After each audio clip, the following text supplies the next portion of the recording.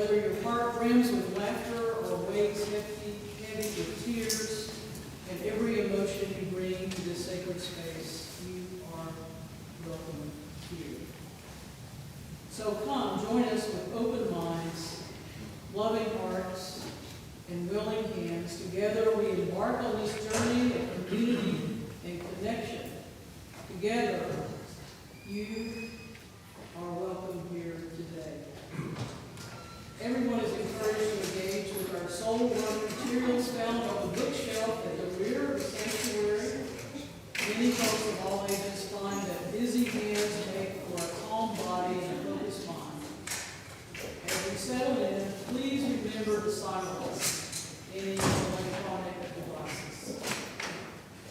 If you're new here, we are glad you found us and hope that in this community you may experience the warmth and love of this congregation.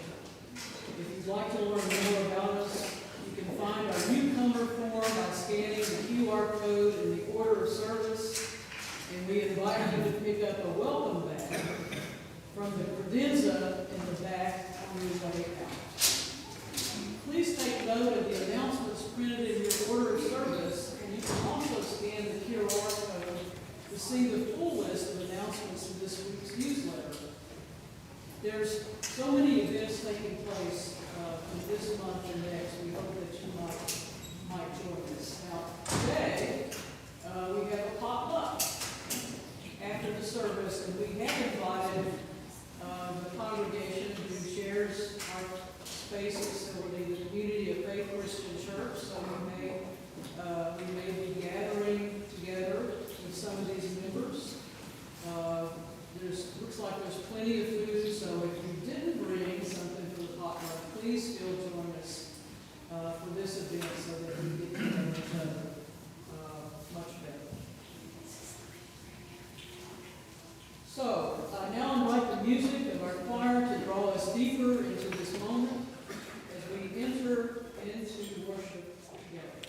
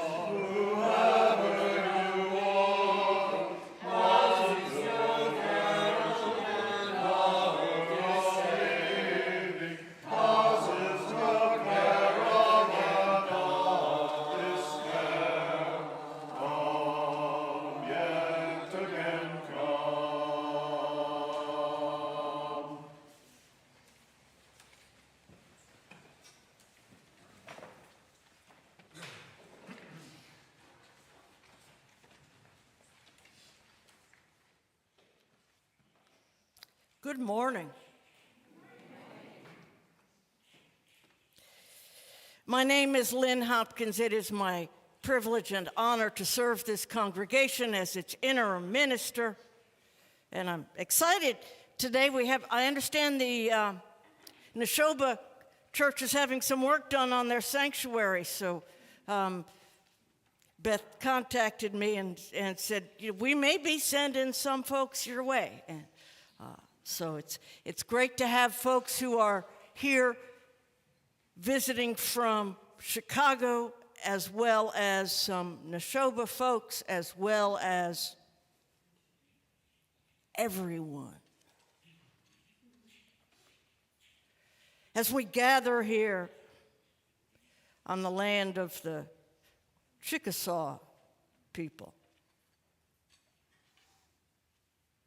on the beautiful banks of the Mississippi River, I would like to invite you into this hour of worship with words from poet, prophet Audre Lorde. This is an excerpt from her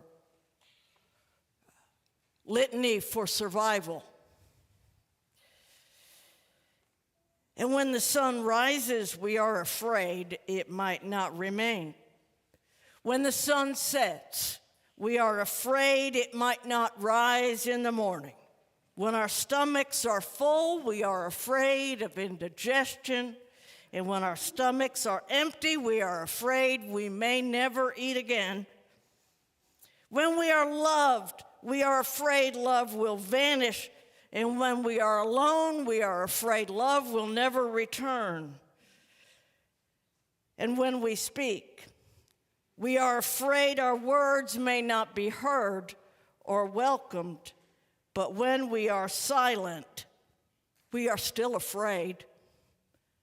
So it is better to speak, remembering that we were never meant to survive. Please join me in speaking aloud the chalice lighting words printed in your order of service.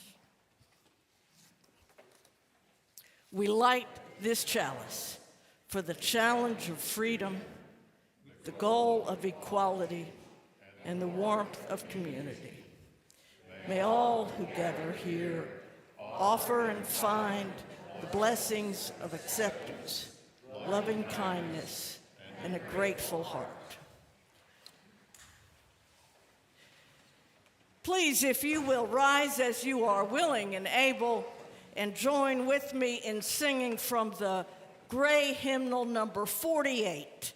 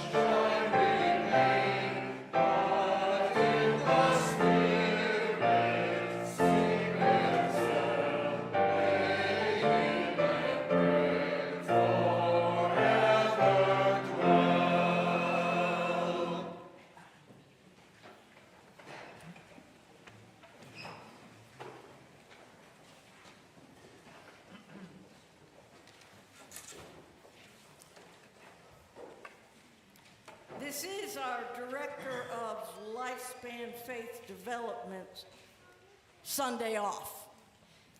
And so you got me. And kids and anyone else who wants to be involved in this conversation, because we're going to have a little chat, I invite you to come on down where you're close enough we can see each other.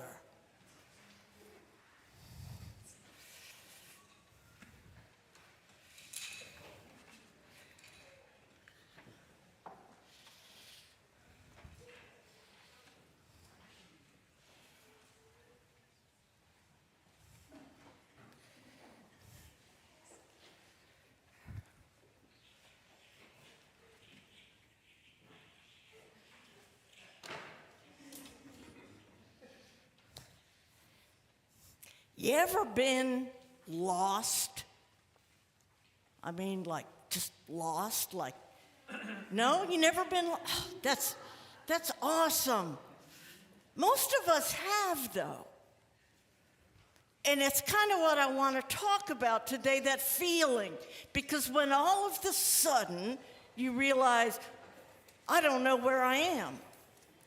Or Or maybe, I know where I am, but where's the person that came here with me? That feeling, when it hits you all of a sudden, can be terrifying.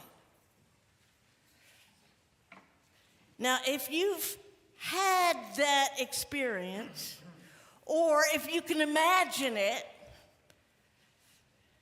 there's some different things that you can do. What do you think is the best thing to do? Stay in place?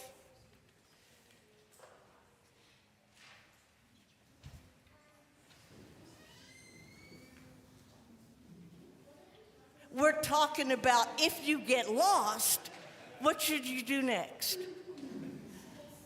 Stay still? I would look for my parents. Now, I have a friend. Recently, she got lost in a great big store. I think it was a Home Depot. And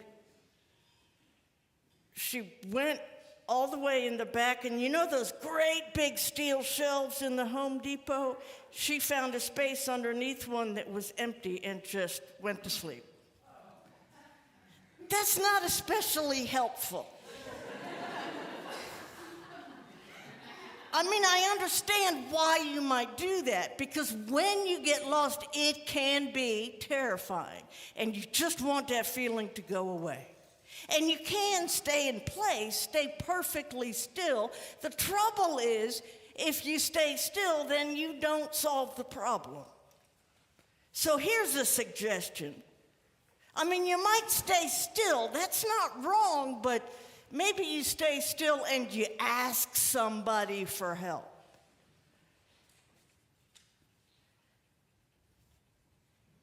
Given the choice, if your two choices are to find a quiet place and go to sleep, or to ask somebody, I think asking somebody is really the better way.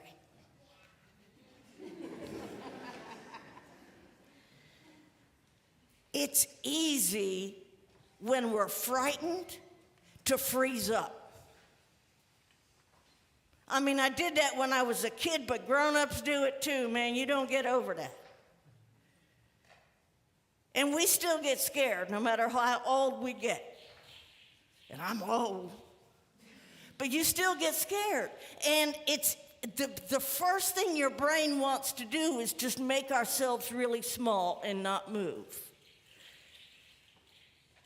But what I want to talk about with the big folks in here today, and so I just wanted to offer you a little bit of it, is when we get scared, maybe the best thing to do is reach out to someone else who might be able to give us a little help. Now,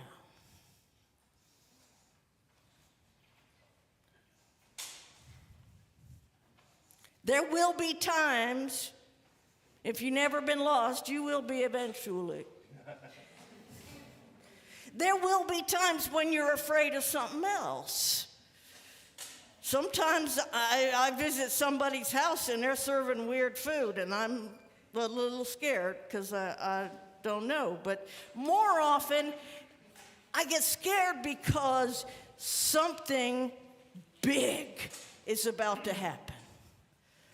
A bad storm, somebody's really sick, something like that. But you can get scared over big things and over little things, and the answer remains the same. Yeah, stay still so they know where to find you, but also at the same time, reach out to somebody who might be able to give us a little help. Now, I'd like you to join me, if you would, in blessing our kids as they go off. And I don't have the words. Please raise your blessing hands and say after me, you are powerful. You are sacred. You are beloved. Go in peace.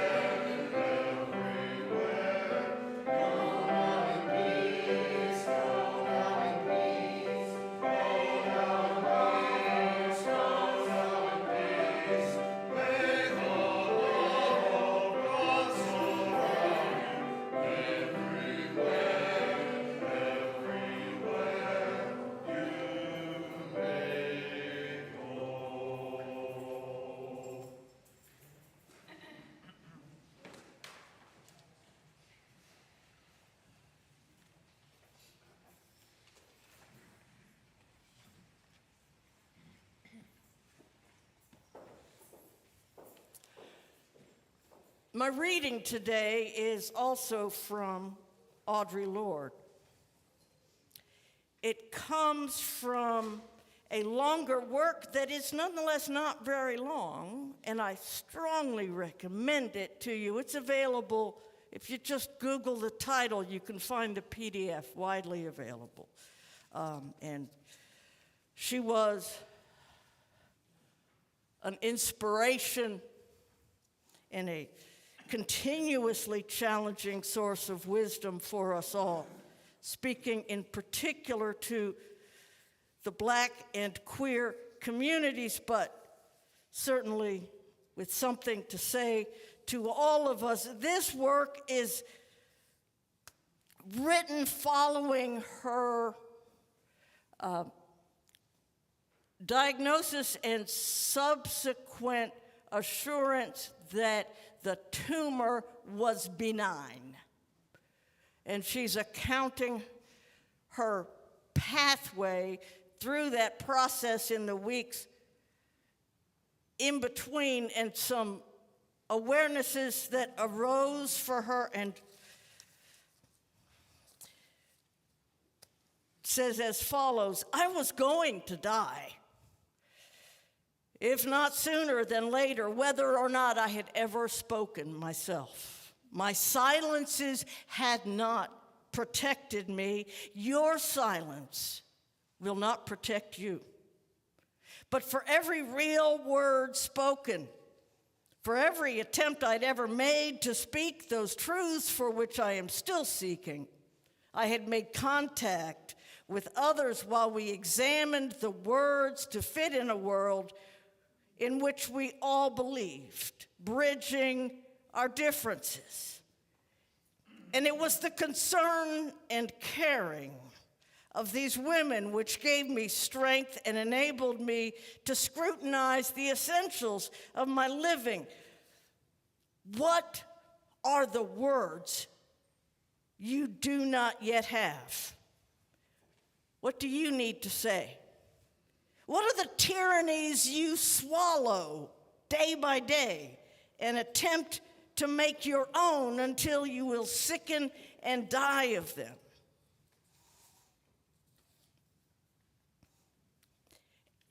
And of course I am afraid, because the transformation of silence into language and action is an act of self-revelation, and that always seems fraught with danger.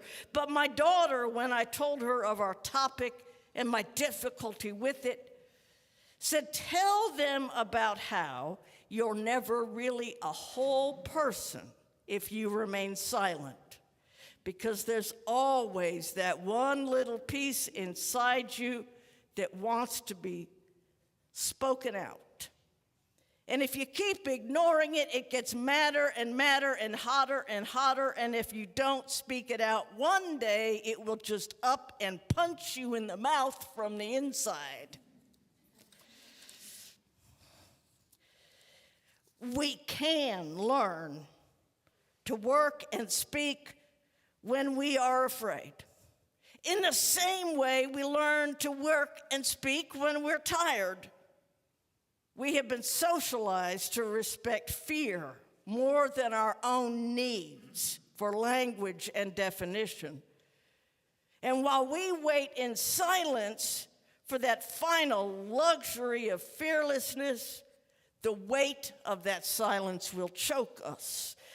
The fact that we are here and that I speak these words is an attempt to break that silence and bridge some of those differences between us. For it is not difference that immobilizes us, but silence.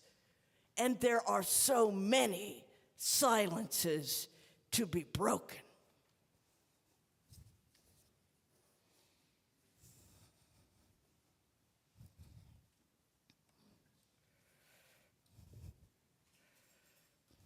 As many of you know, we are embarking on our Canvas campaign, and this past Sunday was the official launch of that campaign.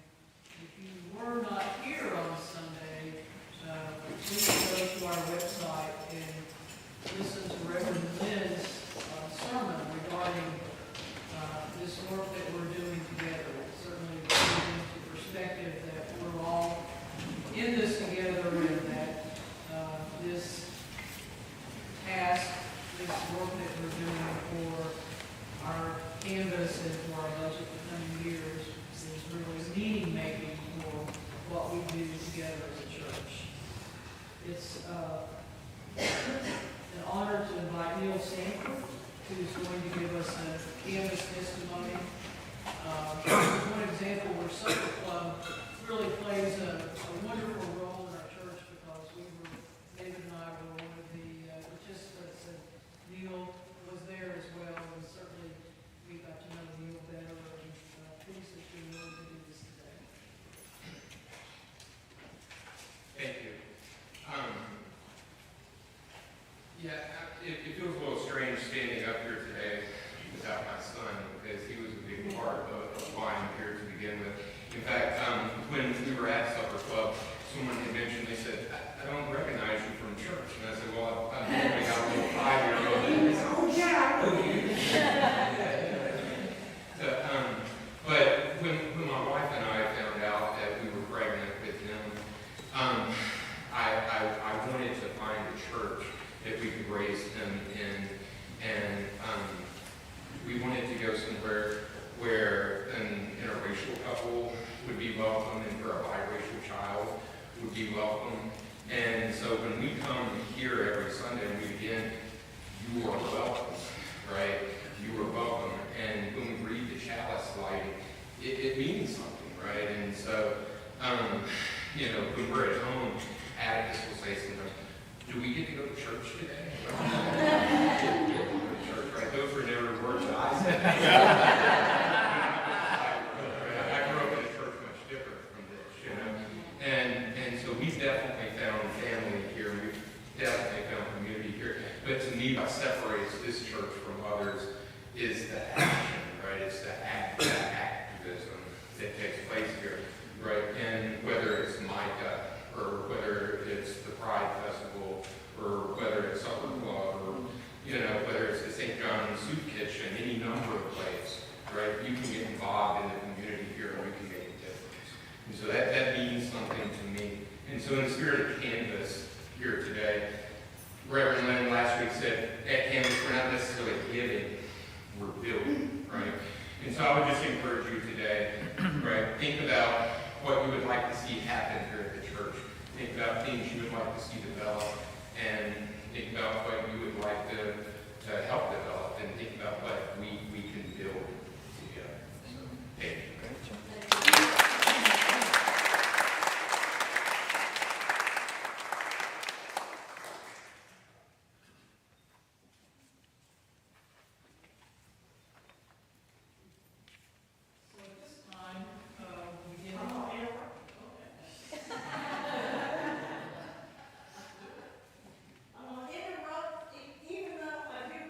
I am going to ask Lisa to finish that announcement, but a couple of things. First of all, I want to remind you about the blue slips, the joys and sorrows that you are invited to write things you would like spoken or not for our ritual that follows.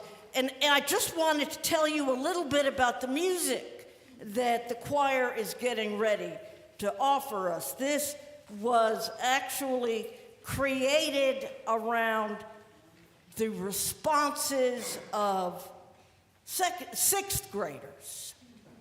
Sixth graders at Webster Elementary in Wakefield, Colorado, were asked what they would like to see in their future. And their responses led to the work that the choir is going to offer us. And if you want to continue that. Blue slips, are they in the baskets or? They're in the basket. Okay, so there are baskets on the pews if you want to pass those down so people can fill out a request form while the offering is being taken up. And certainly we can take them down here if you don't like that quickly. So we'll proceed with the offering.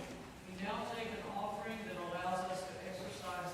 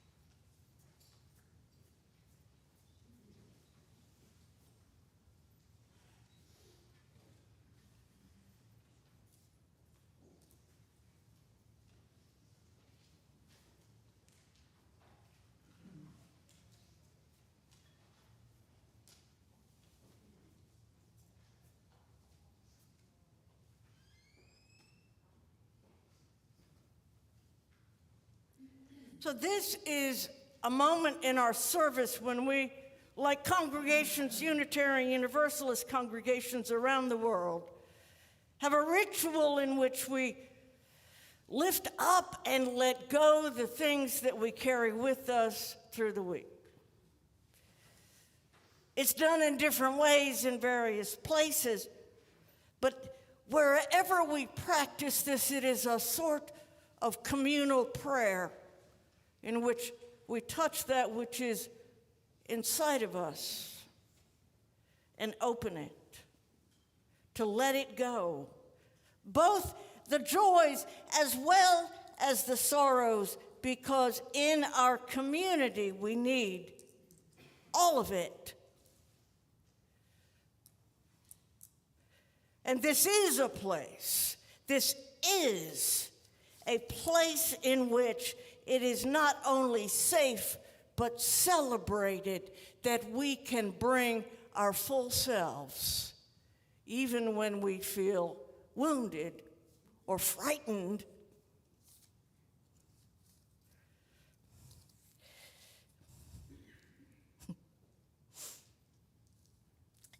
And so this morning I have a few here that have been offered for reading aloud, which you are invited to do, but after these are spoken, you are invited to come to take a stone from the basket and to release it into the cleansing waters of our gathered community.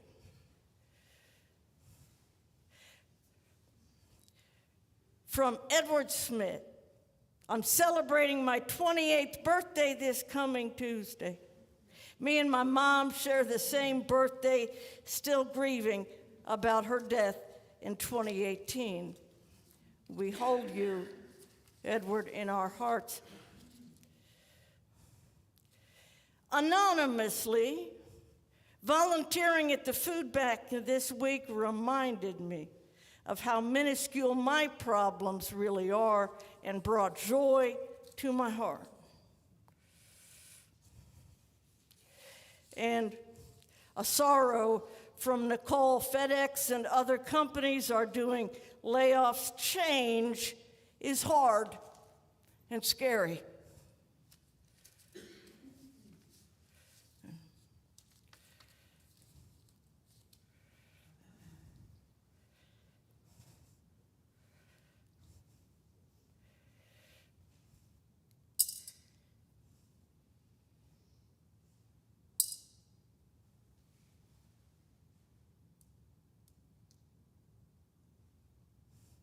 I have gratitude for my kid brother. Little guy turned 60 this week. I got to talk to him on the phone briefly the other day. He's engaged in the Unitarian Universalist congregation in his town and is serving as worship associate this morning and wanted some advice on words.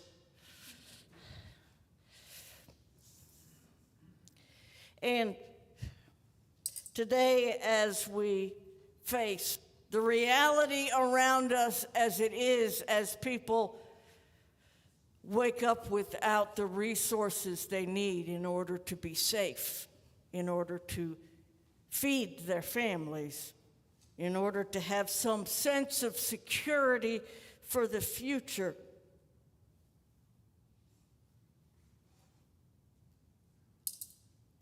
I invite you to come if you would like to drop a stone into the cleansing waters of our gathered community.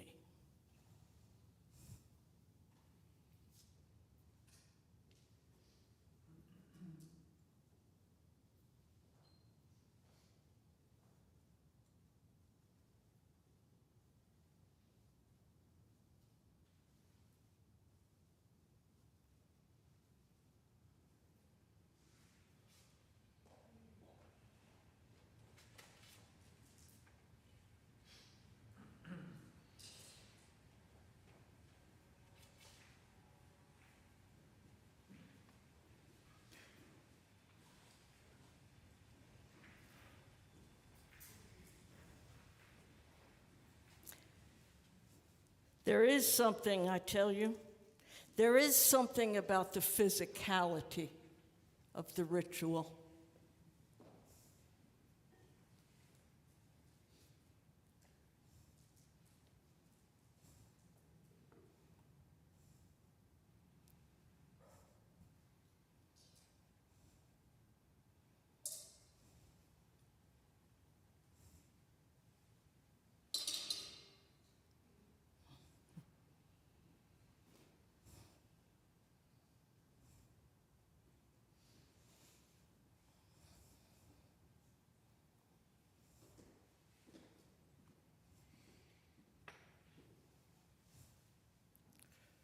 In the spectacular beauty of this physical space, the one thing that is a little frustrating to me is how inaccessible the chancel is. It feels like I'm asking for a lot when I invite you to come. But nonetheless, I hope that you will. And if there is something you carry this morning, it would be my great honor to drop a stone for you if you would indicate by raising a hand.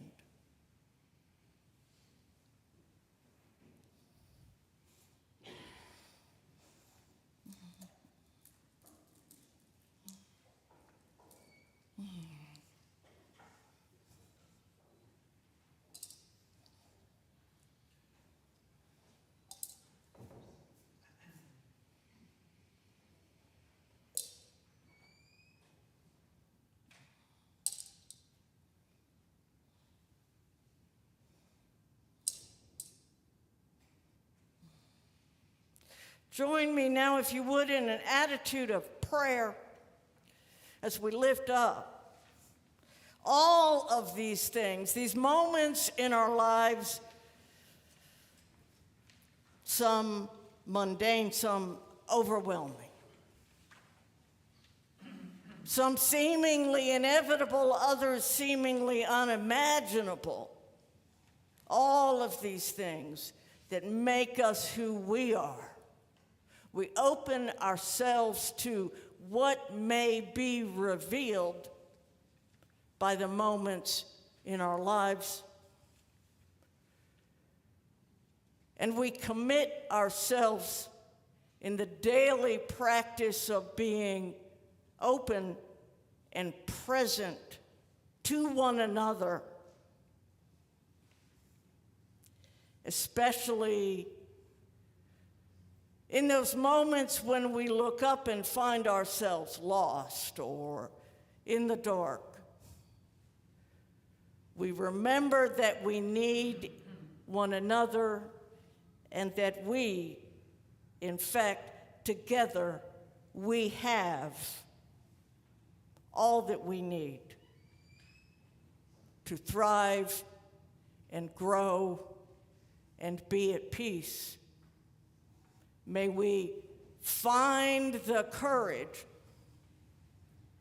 the fortitude, the endurance, the faith to practice these things in all our daily lives. Amen. Please join me, if you would, remain seated as we sing together number 123 in your gray hymnal, Spirit of Life.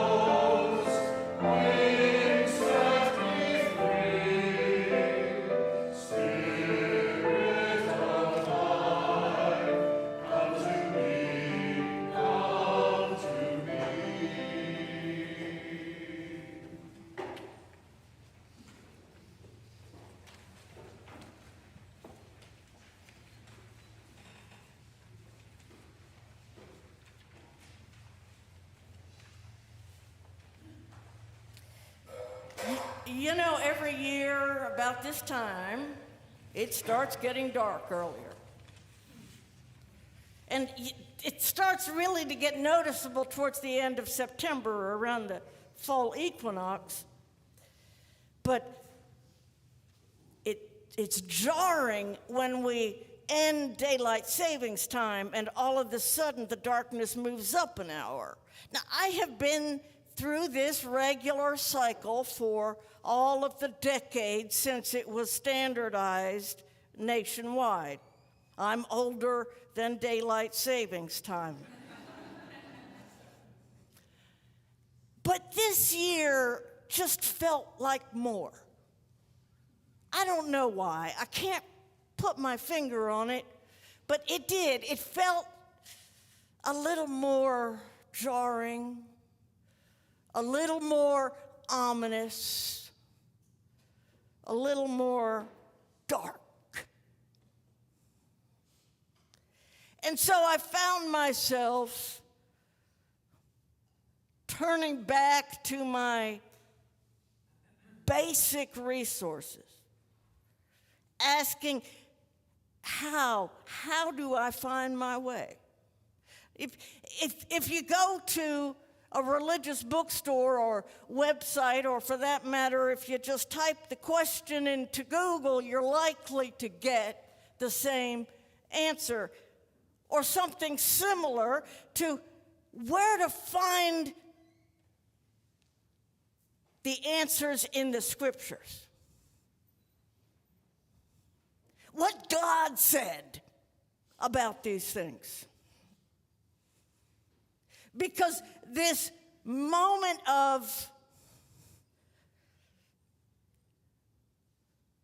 lostness, darkness, inability to see clearly what lies ahead, and the fear that comes with it, this moment is supposed to be solved by divine revelation. But I don't have that. I can't do that. That doesn't work for me. Now, some of you were raised up in Unitarian Universalism, but the majority of you had a moment in life. It may have been an abrupt transition, or it may have been over some period of time, but a moment in life in which those answers, the answers passed on by parents or elders, just didn't hold up anymore. And that is terrifying and disturbing, especially if you're one, as I was, who is truly devoted to those truths and those ways of seeing the world. I was devout. I got born again more than once. So that realization that those answers that I thought offered me everything I needed were not holding up. That was hard. But I found people. I reached out, just like I was telling the kids, you know, when you find yourself stuck and you can't figure it out, there's going to be somebody coming your way who knows something. They probably don't have the answers that you need, but they know something. And I'm telling you right now, one of the things that I have found in my very long spiritual journey is that when I'm looking for God, it's going to be between me and somebody else in that space. That's where my God lives, in the connection between two people. So once we get past that jarring moment, if you've had one, and if not, I think you can imagine what it would be like to have your worldview torn out from under you. Once we get past that, we still have times of feeling lost and in the dark. And the answers, curiously enough, are still the same. And by some strange coincidence, maybe the universe conspired, or maybe Matt Holliday received inspiration from on high, but by some strange coincidence, the theme of our canvas this year is building bridges together. That's it. That's it. Building bridges, metaphorically, figuratively, connecting to someone I don't know, who has something I don't have, who sees something that is invisible to me. And it's very likely that I'm gonna make an encounter with 10 or 20 people before I really land the one that answers for me the quandary that I'm facing in the moment. No matter, in every instance, every time I build a bridge, something is revealed. Something is revealed that will either cast light on the darkness that I find myself in right now, or provide a source of light for a moment in the future. No matter what, even if I really don't like the person, I hate to tell you, but sometimes what we so desperately need is offered by someone we can't stand.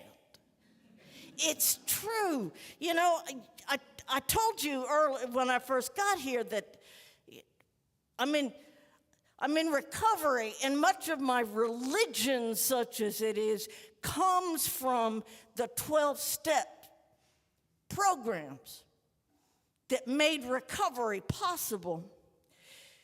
And one of the lessons I learned early on was the person who speaks the truth I need to hear on that day, in that moment, may very well be a total jerk. But still, I have to accept the gift. And that realization, I tell you, is one of the big steps toward the ability to affirm the inherent worth and dignity of every person. Because that person is not just of worth, not just of value in some philosophical sense. That person, that jerk, that SOB may have exactly the key I need on that day to save my life. If you have not been in recovery, this might not strike you quite as deeply. But I think that you can imagine with me that moment in which there is no hope at all. And suddenly, there is. It doesn't come from inside. It doesn't come from inside. Whether we are fighting fascism, or climate change, or the injustice of our criminal system, or the fact that our neighbors and friends, our own kin, are hungry and uncared for, no matter what we are fighting, there will be moments in which it is just too much. And in those moments, we require, in order to continue moving forward, we require the hope.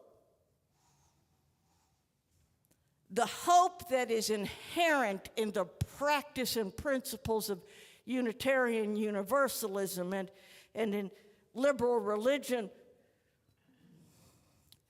the hope, the conviction that something is possible. And worth working for. Something is possible and worth working for. Not inevitable in the way that was implied by that Theodore Parker quote about the moral arc of history bending toward justice. He seems there to imply everything's gonna be okay. But you gotta keep reading, because that's not what he's saying at all. And in the same way that Martin Luther King and Barack Obama have taken up that assertion and amplified it by saying, yeah, but we gotta be there hanging on that ark. It will be, I don't know if okay's the word. It will be better if we work for it to be better.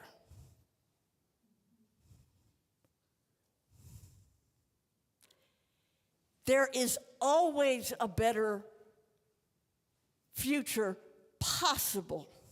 The opportunity for beloved community exists. It seems closer sometimes and so far away at others. But our faith tradition calls on us to hold and rekindle over and over again the hope, the commitment to possibility that is necessary for our survival and promised to us in our faith tradition, but only attainable, only available when we build bridges together. So, I invite you now to rise as you are willing and able and sing with me from the paperback teal hymnal number 1012.